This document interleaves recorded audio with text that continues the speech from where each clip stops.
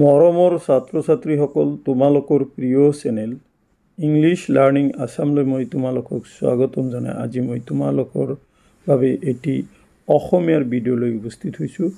আজিৰ এই ভিডিঅ'ত মই তোমালোকৰ আগত গোৱালপাৰা জিলাৰ জলস্বৰ এইচএছ স্কুলৰ first unit test 2025 subject Assamese MILৰ ক্লাছ 10ৰ কোশ্চিন পেপাৰখনৰ সম্পূৰ্ণ সলিউশন সমাধান কৰি দিব ওলাইছোঁ।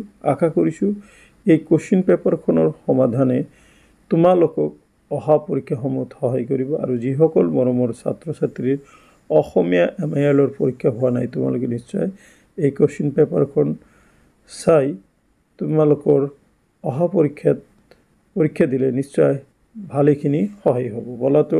বলাচোন মৰমৰ ছাত্ৰ ছাত্ৰীসকল এই কোশ্চিন পেপাৰৰ সম্পূৰ্ণ সমাধান লৈ যাওঁ। প্ৰথমতে দেখা ইয়াতে কোৱা হৈছে প্ৰশ্ন 1 তলত দিয়া প্ৰশ্নবোৰৰ চমুকৈ উত্তৰ দিয়া। কোৱা বৰগীতটি কি ৰাগত বন্ধা আছে? উত্তৰ হ'ব বসন্ত ৰাগত। জিকিৰ শব্দটোৰ অৰ্থ কি? উত্তৰ হ'ব ঘনে ঘনে উচ্চাৰণ কৰা।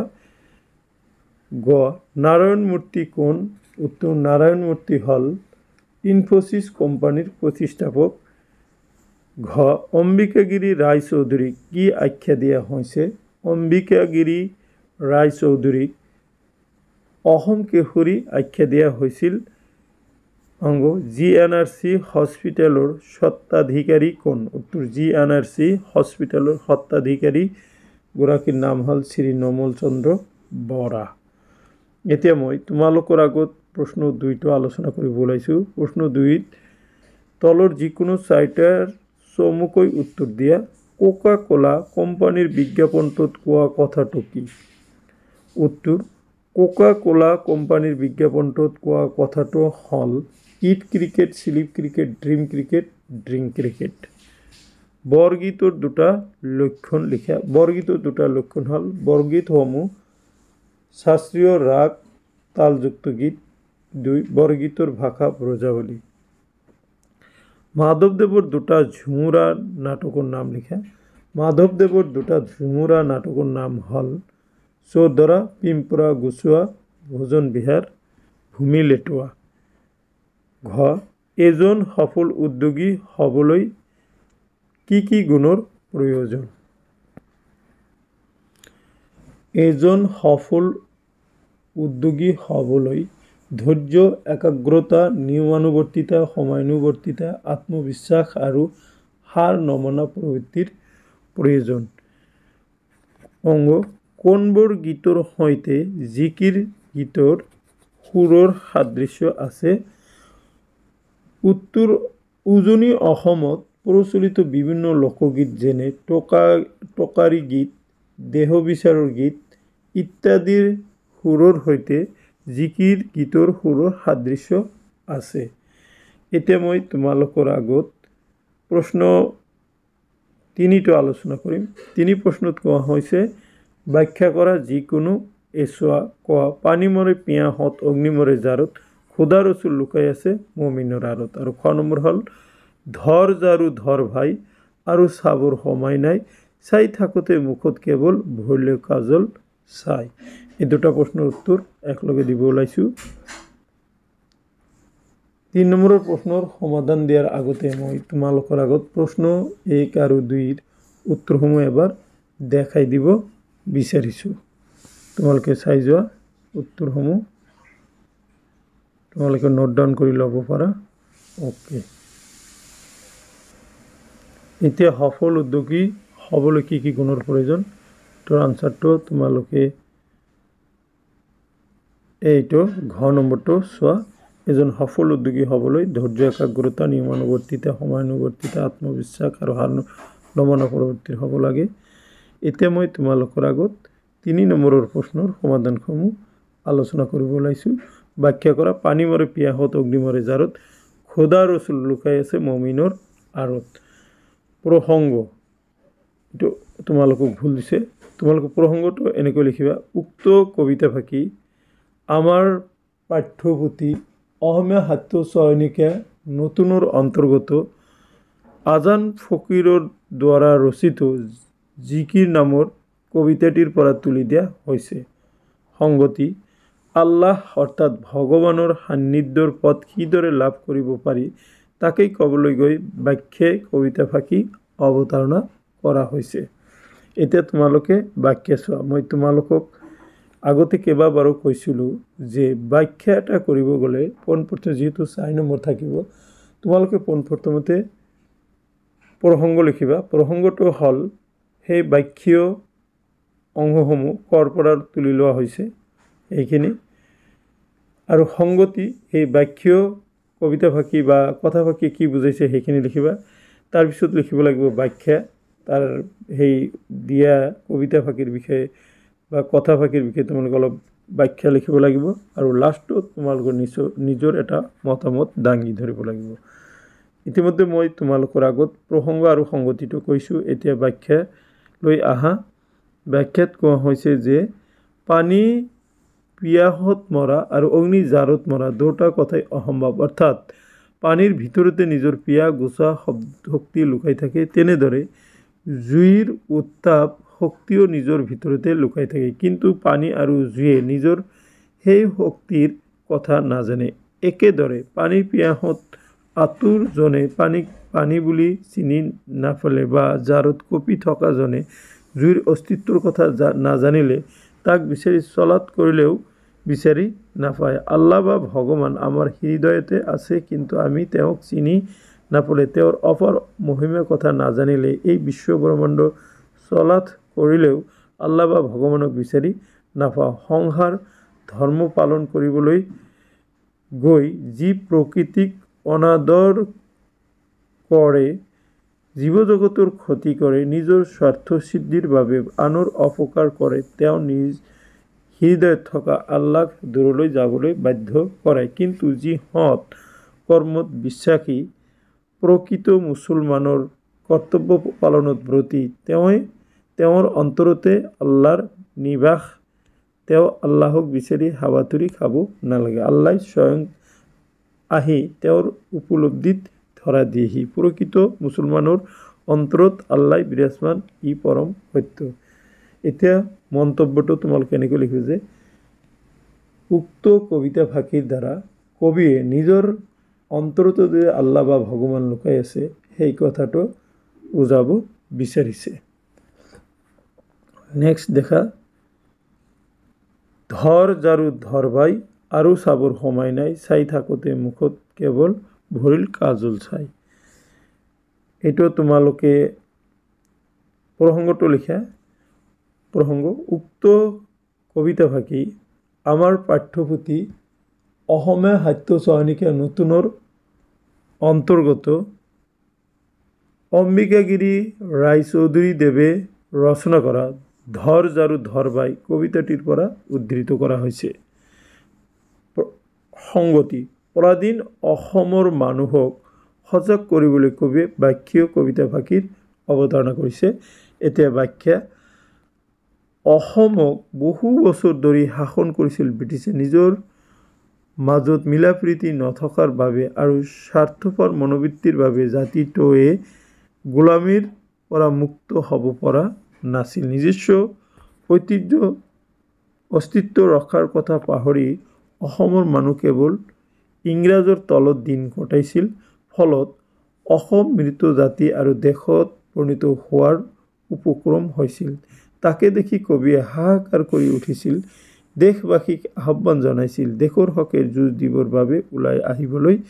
দেশৰ পৰাধীনতাক কবিয়ে কাজল ছাইৰ লগত তুলনা কৰিছে আৰু সেই ছাই পৰিষ্কাৰ কৰিবলৈ অসমবাসীক ঝাৰুদাৰ হ'বলৈ নিৰ্দেশ দিছে। ঝাৰুদাৰে যিদৰে চোতাল ঘৰৰ জাবৰ সাৰি পুচি চিকুণাই তোলে, একেদৰে সময় থাকোঁতে অসমেও চৌপাশে থকা ইংৰাজ শাসকক খেদি অসমক জাতিষ্কাৰ কৰিবৰ হ'ল বুলি কবিয়ে কবিতা ফাঁকিৰ মাজেৰে উল্লেখ কৰিছে। তো ইয়াতে মন্তব্যটো তোমালোকে দিবা যে উক্ত কবিতা ফাঁকিৰ দ্বাৰা কবিয়ে অসমীয়া জাতিক ইংৰাজৰ বিৰুদ্ধে ঐক্যবদ্ধ হৈ আন্দোলন কৰিবৰ কাৰণে উল্লেখ কৰিছে। এতিয়া দেখা প্ৰশ্ন 4।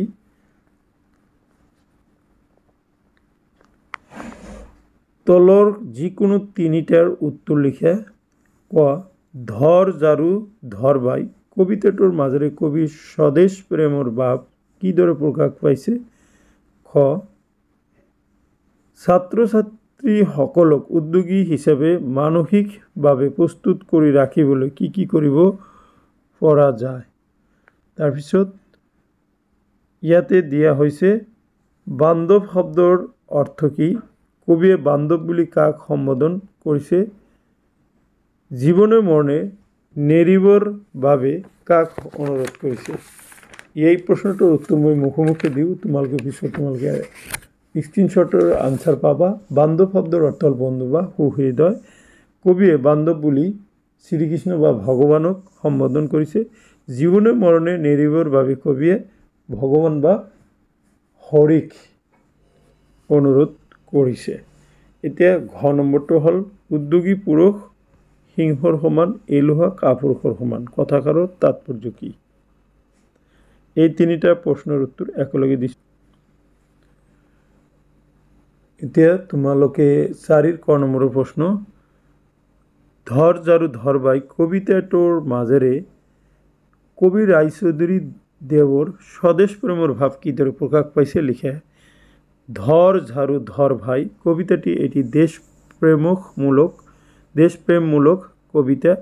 কবিতাটিৰ প্ৰতিটো চৰণতে ফুটি উঠিছে কবিৰ গভীৰ দেশপ্ৰেম। কবিয়ে নিজৰ দেশক গভীৰভাৱে ভাল পাইছিল।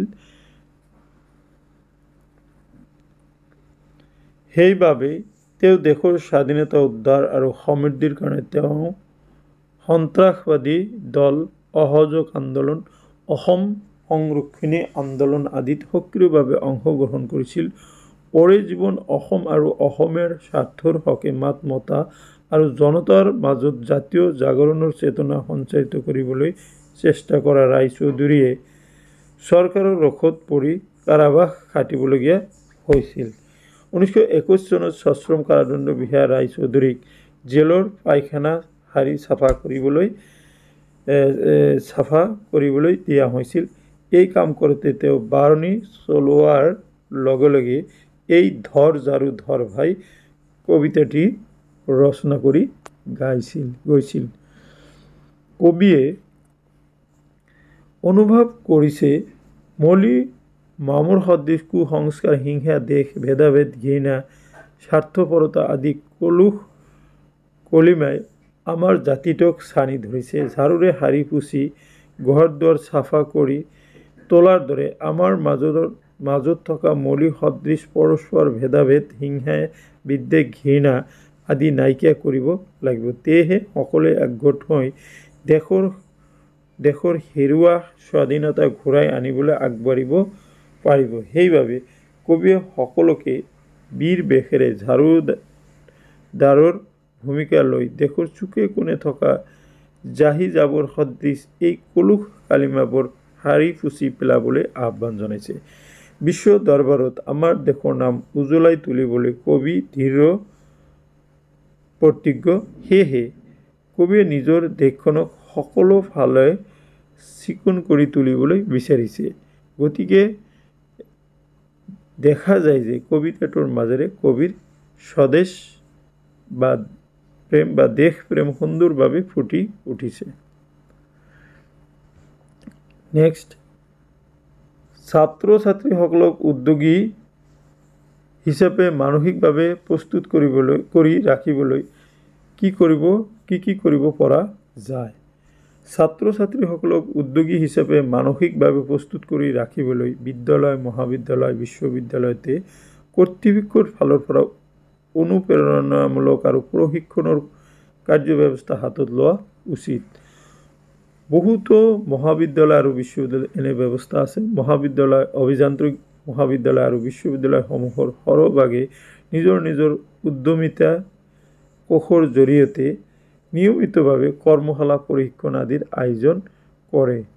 ছাত্ৰ ছাত্ৰীসকলে ভৱিষ্যতে কেৱল চৰকাৰী বা বেচৰকাৰী চাকৰিৰ আশা পালি বহি নাথাকি উদ্যোগী হ'বলৈ মন বান্ধি ল'লে নিজৰ লগতে আনকো সংস্থাপন প্ৰদান কৰিব পাৰিব।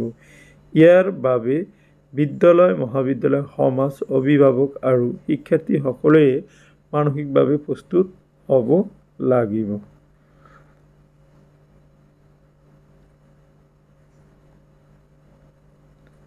ঠিক আছে, তাৰ পিছৰ প্ৰশ্নটো আছিলে উদ্যোগী পুৰুষ সিংহৰ সমান এলেহুৱা কাপুৰুষৰ নিচিনা। শিক্ষকগৰাকীয়ে কিয় এইদৰে ক'লে বুজাই লিখে।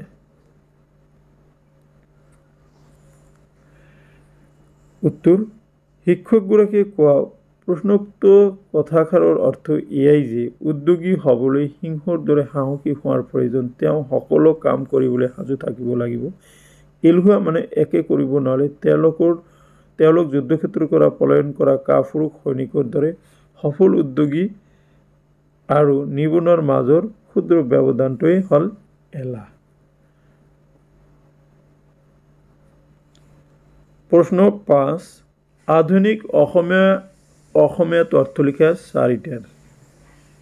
ধ্যায় মানে ধ্যান কৰা, চোৰ ত্যাগ কৰা, মোহপাশ মায়াৰ বান্ধন, সহস্ৰ হাজাৰ, কষায় কোৱা বা ক'লে। এতিয়া 6 নম্বৰৰ প্ৰশ্ন দেখা, এইটো তোমালোকৰ দ্ৰুত পাঠৰ পৰা দিছে। তলৰ প্ৰশ্ন দুটাৰ উত্তৰ দিয়া। ক, তিৱাসকলৰ সমাজ ব্যৱস্থাৰ বিষয়ে কি জানা? তিৱা জনগোষ্ঠীৰ এজন বিশিষ্ট ব্যক্তিৰ বিষয়ে চমুকৈ বৰ্ণনা কৰা। তিৱাসকলৰ সমাজ ব্যৱস্থাৰ বিষয়ে কি জানা? চমুকৈ লিখা। তিৱা সমাজ মূলতঃ মাতৃ প্ৰধান। সমাজৰ মূল গাঁথনিৰ আৰম্ভণি হয় পৰিয়ালৰ পৰা।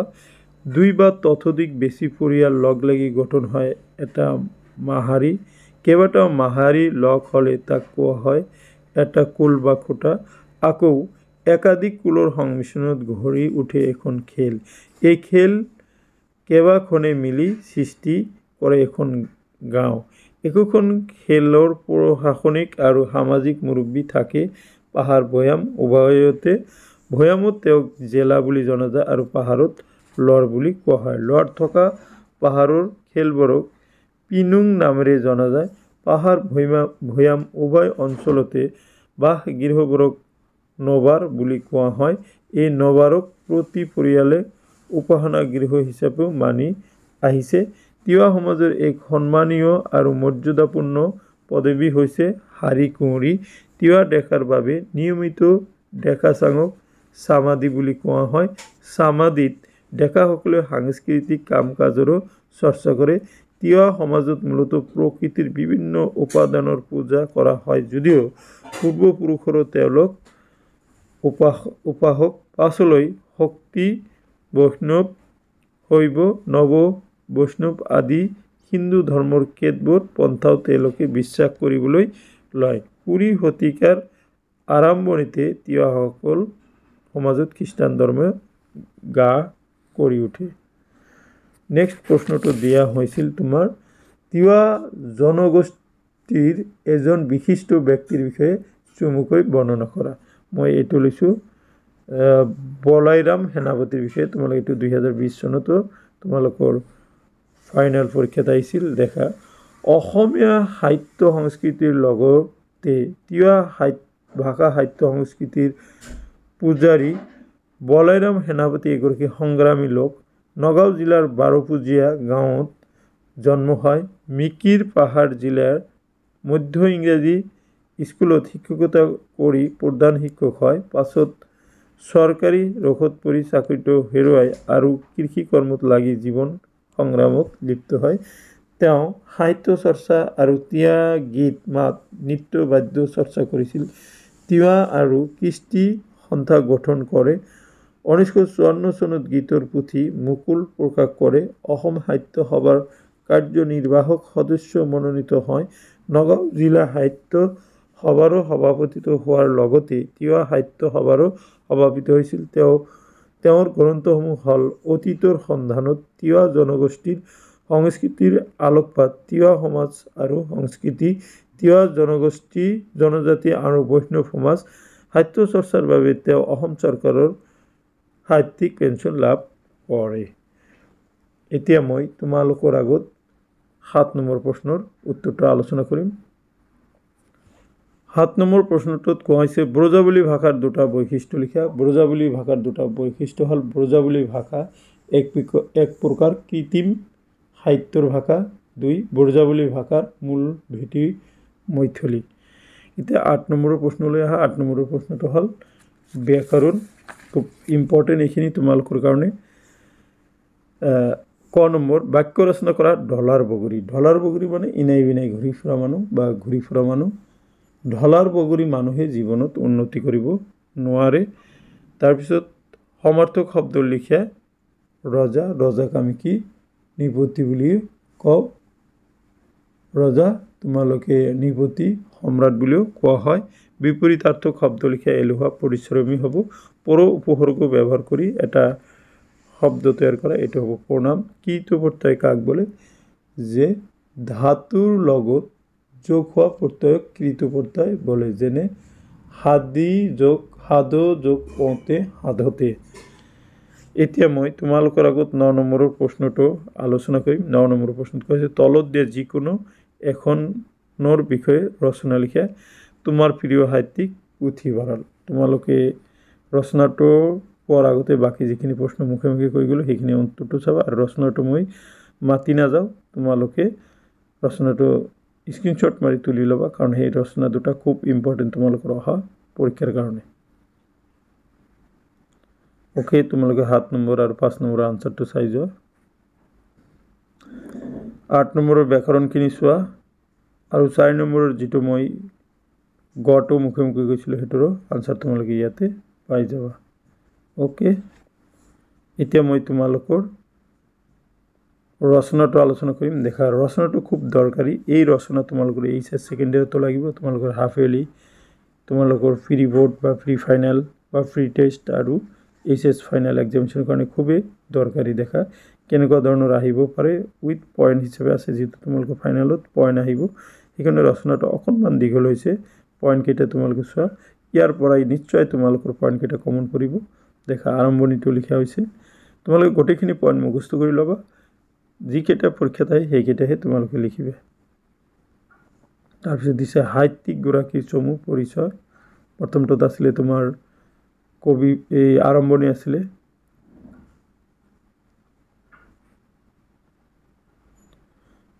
মোৰ প্ৰিয় হোৱাৰ কাৰণ খুব ইম্পৰ্টেন্ট পয়েন্ট সাহিত্য প্ৰতিভাৰ সামগ্ৰিক মূল্যায়ন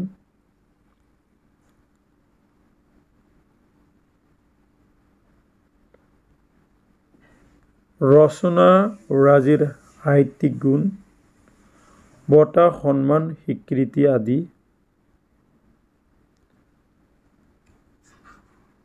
লিখক হিচাপে থকা সামাজিক দায়বদ্ধতা আৰু লাষ্টত আহিল সামৰণি দেখিছে সেইকাৰণে তোমালোকৰ এটা অকনমান দীঘল হৈছে হলেও তোমালোকৰ গোটেইখিনি পয়েন্ট ইয়াতে সামৰি লোৱা হৈছে যিকোনো ৰচনা নাহক কিয় এই বিষয়ে তোমালোকৰ এইখিনি পয়েন্টৰ পৰাই তোমালোকৰ দিব এতিয়া মই তোমালোকৰ আগত পুথিভঁৰালৰ ৰচনাটো আলোচনা কৰিম পুথিভঁৰাল দেখা আৰম্ভণি চাই লোৱা প্ৰকাৰ ওকে আৱশ্যকতা ওকে আৱশ্যকতাটো চাই যোৱা তাৰপিছত তোমালোকৰ সামৰণি ওকে এইখিনি আছিল পুথিভঁৰালৰ কবিতা সো মাই ডিয়াৰ ষ্টুডেন্টস এইখিনি আছিল গোৱালপাৰা জিলাৰ জলস্বৰ এইচএস স্কুলে অনুষ্ঠিত কৰা ফাৰ্স্ট ইউনিট টেস্ট 2025 অসমীয়া এমআইএলৰ কোশ্চেন পেপাৰৰ সম্পূৰ্ণ সমাধান থ্যাংক ইউ ফৰ ওয়াচিং